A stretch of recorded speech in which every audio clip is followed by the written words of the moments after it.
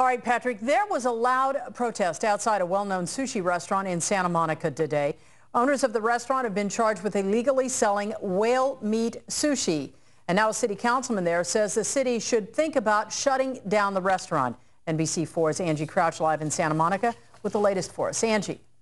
That's right. The Hump restaurant was closed down by its owners just for the day while this protest took place outside the restaurant here today. But one Santa Monica city councilman is thinking about trying to shut this place down for good after it was busted for illegally selling endangered whale meat.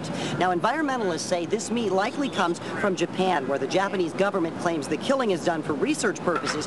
But activists say some of the meat ends up on the black market, illegally smuggled into the U.S. and sold at sushi restaurants like the Hump in Santa Monica.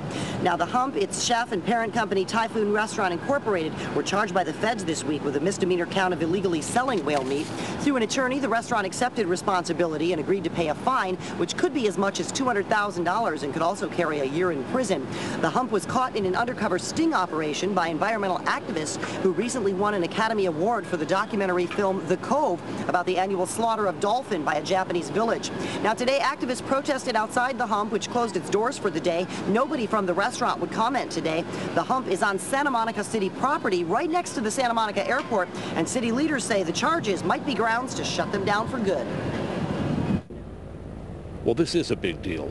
Our whole city council was appalled to hear this, and I've already spoken to our city attorney and our city manager about checking both their business license and their lease. The business license prohibits illegal activity, of course, and the lease to operate on city property, well, you know what they call it when a whale jumps out of the water? That's a breach. And if they have breached their lease, we will take appropriate action, and quickly.